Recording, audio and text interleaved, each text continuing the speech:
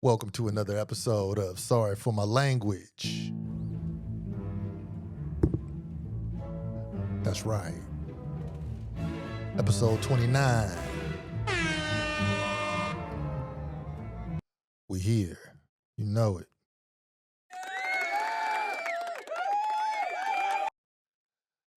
Brought to you by our sponsor, Grindstone Universal. And today, I'm putting it on. I wish you could see it more, but you know what? I'm going to do a little something. You see it now. You can't say you didn't.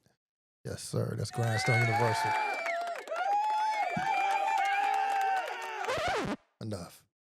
Go to grindstoneuniversal.com. Get you some.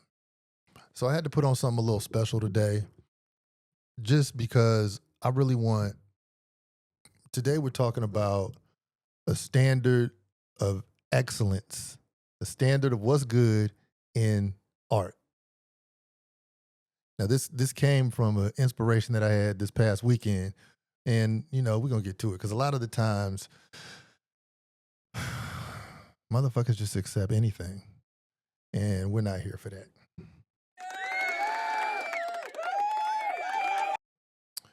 And so I also have a special surprise at the end. This one's going to be short and sweet, like a one-layer cake. Short and sweet like a cookie. Not a cake, but like a, I don't know. Shit, it's just in my imagination. But we in and out. But, okay, so everybody in the art world, by the way, don't worry, I'm going to get another camera. But if you can see behind me, this piece right here, I painted that. This shit that I make right here that I'm putting on, I make that shit. I make my whole life. And I'm introducing you to the melting pot, and I'm mixing it all up and putting it in front of cameras. And there's a standard that I hold myself to when creating art. And there's a standard that I hold other artists to as I'm an art observer. And I'm not just talking about visual art. I'm talking about whatever the thing is that you do. Some people are performing artists. Some people are, I don't know, crafts people. Some people draw. There's all types of different artistry. And art is pretty much, this is what art is. Art is when you bring something from the fourth dimension of time and space to the third dimension, where we can actually observe that shit with our five senses. That's what the fuck art is. And you could do several different things when it comes to being an artist, but it's always the same standard. And I meant to get this shit off before Damon Wayans did. I was watching this podcast. It was Big Boy's Neighborhood. And Damon Wayans was talking about, I think he was talking about Cat Williams. I can't remember if it was Cat. Yeah, he was talking about Cat Williams. He was talking about Cat Williams' greatness and what it was that made Cat Williams great. And he said that when Cat Williams says a word, you know who it is. And he said he just loves the way Cat Williams thinks. And when he starts a bit, in comedy it's a bit, when he starts a bit, he never knows where he's going to finish. He can't predict it. And those are the types of artists who Damon Wayans likes. And for those of y'all who don't know Damon Wayans, go talk to your mama about it. Damon Wayans is a legend, coming from a legendary family. And a lot of y'all might know him from My Wife and Kids, and he got another show on network TV. But he started out being a serious-ass stand-up comic. And Damon Wayans was the shit, still is the shit if he wanted to be. But he said, the audience is too dumb. And that's a whole nother thing, because shit, if you going for sold-out shows and, I don't know, some type of fame, you want to express yourself in front of an appreciative audience. Over the past 10 years, the audience has gotten dumb. And then the people who want to fuck with you, they might not be tapped in since the newspaper ain't out. Or like, it might not be no big place where you advertise. So you might shoot your shot and miss your crowd unless you are dumb. Or unless you play dumb, water it down. Even Cameron said, I water down my raps. I can rap my shit up. I can rap my ass off, but I water down my raps. That shit is sad. hopefully everybody finds their crowd and it doesn't encourage people to just go shallow and dumb when they really got something to say, when they really got something to express. So anyway, bringing it on back. I went to so the formula overall for good art. And I decided this a long time ago when I was figuring out if I like something I did or not, or if I like what am I really judging by? With my shit, it's concept plus execution makes good art. So it kind of takes it out of complete subjectivity and brings it into something objective. Now with the concept, I'd look at some shit that might be kind of simple minded, easy looking. But I think about, okay, if I had 10 years, would I have ever thought about that? Would I have ever thought to do that shit if I had 10 years to do it? And with shit that I consider good, well, shit that I consider great, I would have never thought about that. So the concept that they had, I would have never came up with. Now you also have the execution of the concept. So sometimes a concept could be real simple. Like Eddie Murphy was talking about in Raw. He was like, when I was young, the only thing I could talk about was taking a shit. But his execution of the taking a shit joke was excellent. And so he just had to live a little to get more concept. Now, execution is also a thing. Like you could have a bunk ass topic, a bunk ass concept, but the way you execute it, the way you deliver it, if it's like that, that shit will become a thing. But when you have concept and execution marry each other, you got great art. Now, execution, when you have painters, when you have artists, let's just talk about people who draw and paint, visual artists. If I look at a piece that you did, and it could be something real simple in concept, but if I can't go duplicate that and I have time to like sit there and try to study your piece and do it, like for instance, Salvador Dali, that's my favorite artist. I can't redo his shit. Like I could have a lot of time to do his shit, and I can't do the hallucinogenic matador like he did that shit. And for those of y'all who don't know, by the way, I don't know if this mic picks up everything, but I got a nigga in the room who just ate some chicken. Okay, so we got real post Black History Month shit going on in the room. But she is wearing her ankh, and so we forget her. but yeah, so look up the hallucinogenic Matador by Salvador Dali. It's a painting. The shit is in fucking incredible. It's like this nigga was Adobe Photoshop way back then. But and that's how I judge skill. Like if you're able to do that shit, like somebody who plays the saxophone or the tenor sax, the clarinet or whatever, they can listen to John Coltrane. They can't duplicate that shit because he was just that fucking good. So the concept of a love supreme, you probably wouldn't have thought that musical concept if you had 100 years to think about concepts. The execution of that, you probably can't do it if you got 15 years to practice only that album. So that's when you edge off into greatness. So there is an objectivity to good art. So this past weekend, I went to the Hirshhorn Museum. And shout out to DC for having free shit everywhere. A lot of the times we take it for granted. We'll just be driving by shit, walking past shit, thinking about other shit, and you could just take a good 20 minutes out of your way. You got 90 minutes to burn. You could spend 30 of that in a museum. Like taking some shit in for free. Ain't nobody holding you to nothing. You could just walk in, observe all the art, sit down, listen to a talk about some shit, and it's extremely interesting. So Sunday, I was driving past the Hirshhorn, and the Hirshhorn always got the cool shit. So I saw they had Basquiat and Banksy in there, two artists whose names a lot of us know, even if we're not into art. Now, here's my unpopular opinion. So in the early 90s, there was this special, I can't remember what it was on, but it was like something on Basquiat. It was like a documentary on him. And I had never heard of him, but I watched the shit. It was on cable. It was like on some shit where when it wasn't that many channels, but it was some cable channels. Might have been on Showtime or something. I don't know. But they were walking people through his world and his art and all that shit. And I saw it. And one thing that I remember from it, because I don't remember a lot, but I remember one piece of art that he had, and that's art in quotation marks. It was like 6 or 7 tires stacked up in a room. He dipped the paintbrush in a bucket of white paint and just went straight down, all tires stacked up, and called that shit art. I feel like that meme, like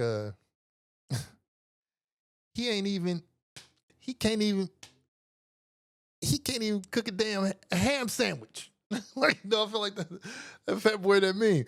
Like, what the fuck was that? Like, I mean, come on now. Some shit, it's okay to tell the nigga that shit ain't that. You know, he might have had his popularity.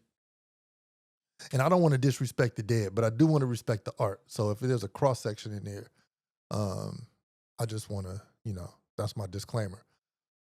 So I walked into this Banksy Basquiat exhibit, expecting to see some shit, because the problem I have with the Basquiat hype is that Jay-Z started rapping about this shit, and everybody became a fucking painter or some shit, totally disrespecting the fundamentals of shape, light, concept, the time that it takes, all that shit.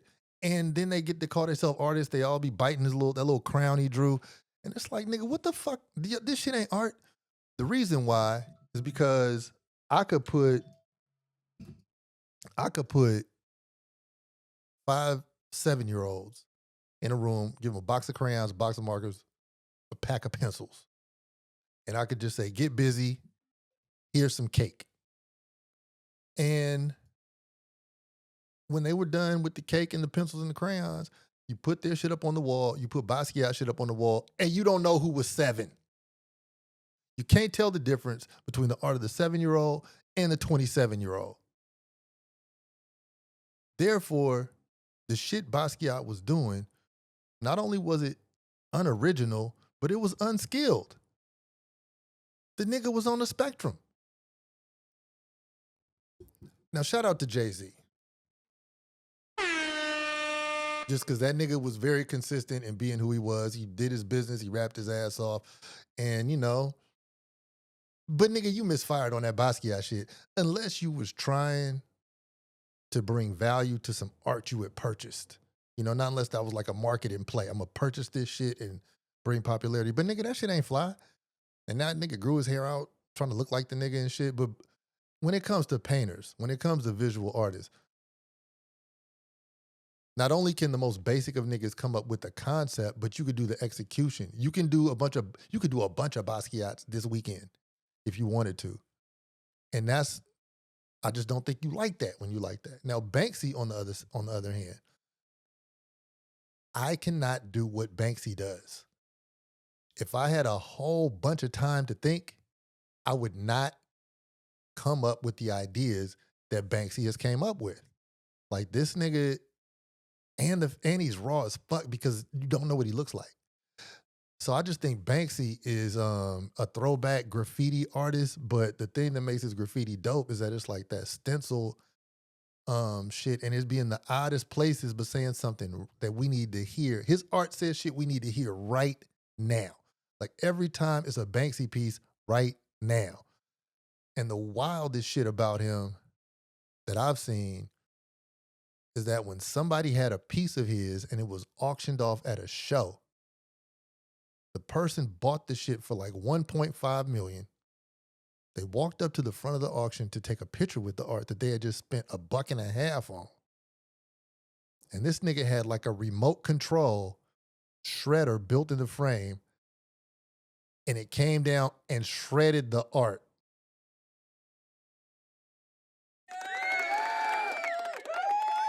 That's performative art with visual art. Like, who the fuck would even think? How do you even do that? Like, who would have thought to do that? I would have never came up with that concept. And how do you do it? I wouldn't have known how to execute that. So somebody just buys some shit of yours. Think they just buy a car.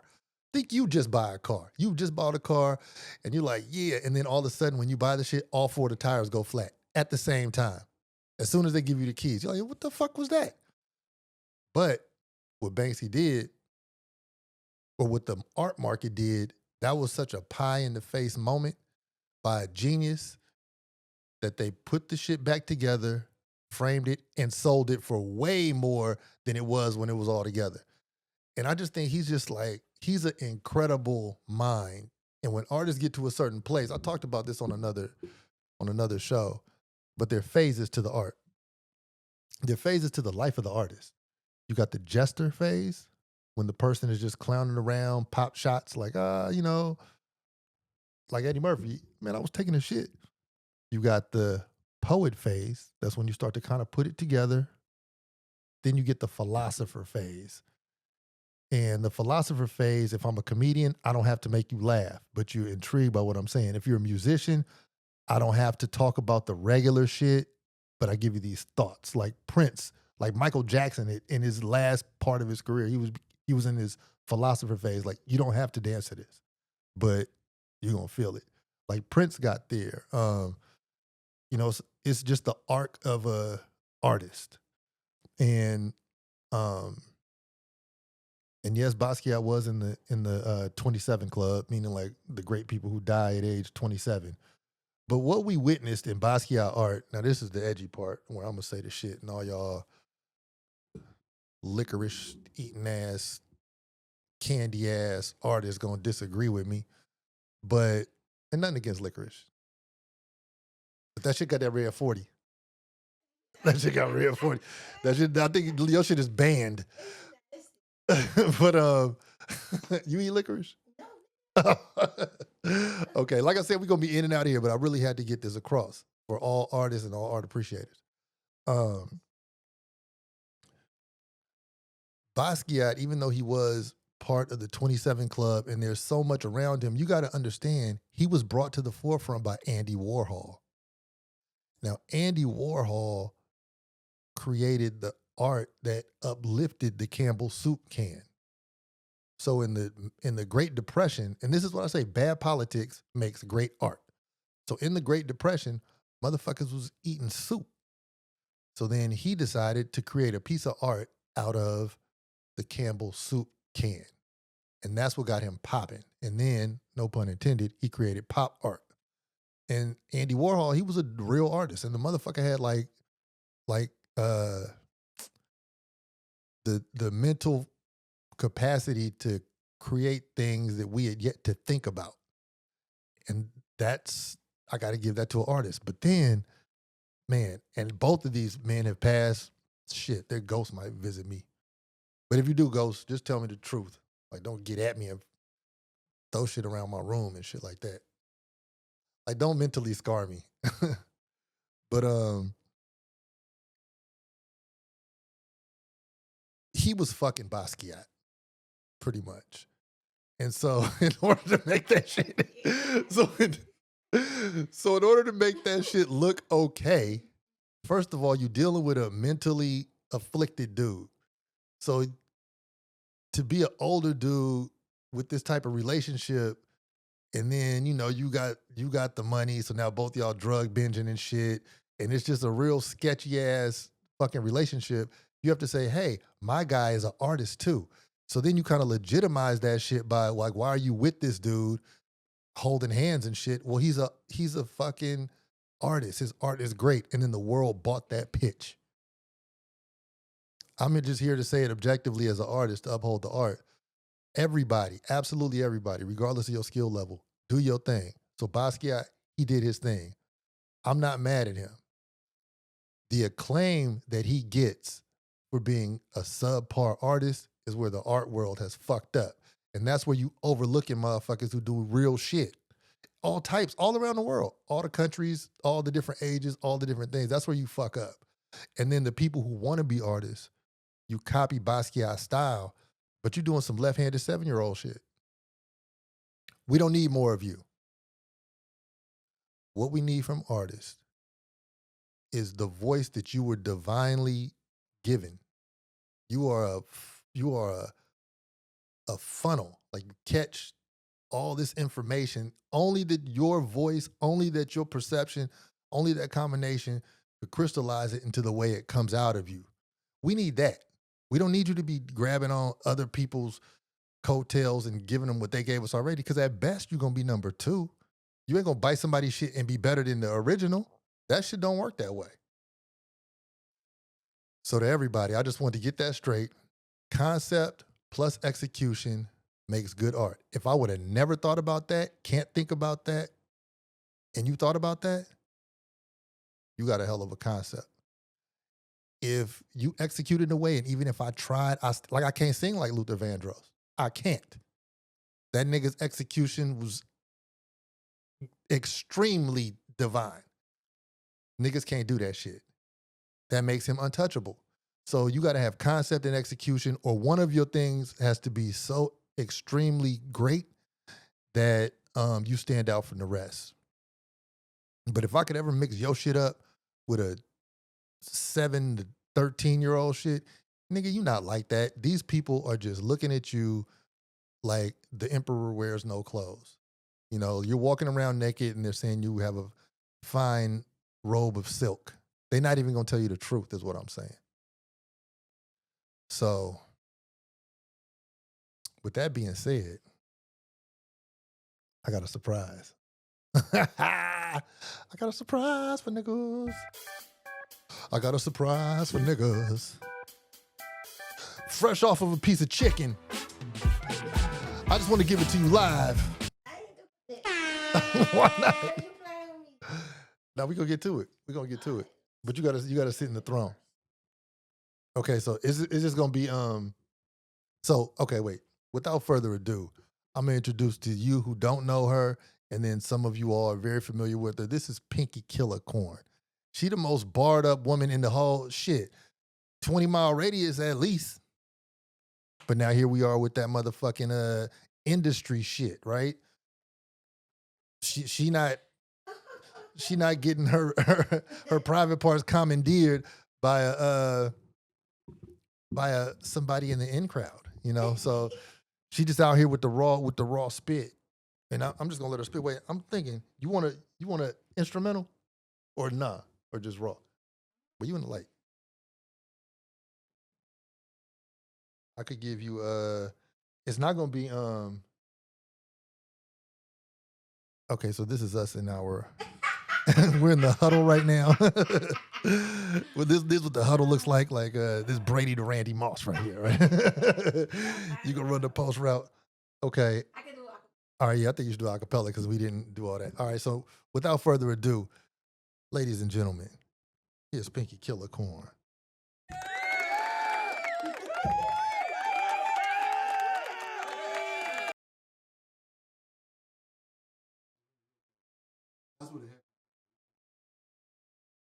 Well, I should be able to hear myself.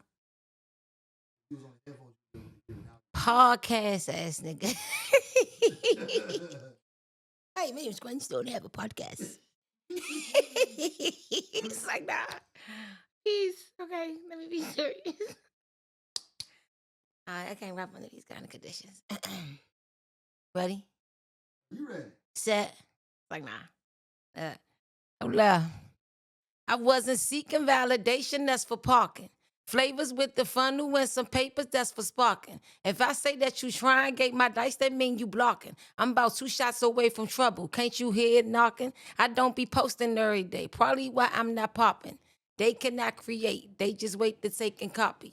I like my sandwich neat, but prefer my toppy sloppy. My heart done got cold on the road that is rocky. Ice cream when I cream with a pretty ting on top me. I'm smooth like cream corn. I'm the cream of the crappie. Copy. Killer corn, killer corn, IA. Used to sell dope, now my hope done pay. Killer corn, killer corn, who? They know my name. It ain't no need to introduce. Bong. I'm done. Oh, let me do it. More fire. Yeah, my name's Killer Corn, and yes, what I do, Thug Life in DC. Woo! Where they find you? On this podcast, you can find me at Pinky Killer Corn on all platforms. That's PINKYKILLACORN. That's Killer Corn, Killer Corn, Killer Corn, Killer Corn, Killer. I can dance too. All right. Peace. I'm sorry for my language. Biatch.